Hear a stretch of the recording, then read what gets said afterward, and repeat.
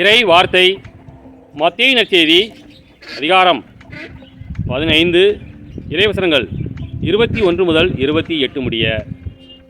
அக்காலத்தில் இயேசு தீர், சீதோன் ஆகிய பகுதிகளை நோக்கி சென்றார்.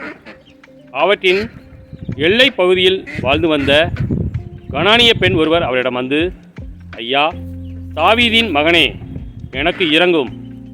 என் மகள் பேய் பிடித்து கொடுமைக்குள்ளாகி இருக்கிறாள் என கதறினார்.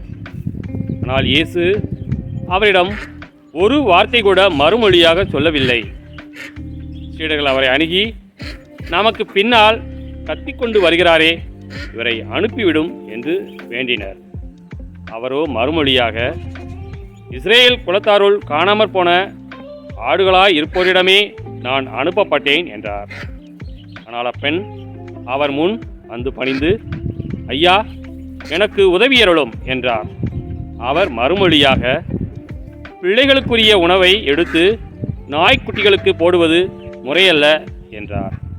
உடனே அப்பெண், ஆம் ஐயா, ஆனாலும் தங்கள் உரிமையாளரின் மேசையிலிருந்து விழும் சிறு துண்டுகளை நாய்க்குட்டிகள் தின்னுமே என்றார். இயேசு மறுமொழியாக, அம்மா, உமது நம்பிக்கை பெரிது, நீர் விரும்பியவாறே உமக்கு நிகழட்டும் என்று அவரிடம் கூறினார். அந்நேரம் அவர் மகளின் பிணி நீங்கியது.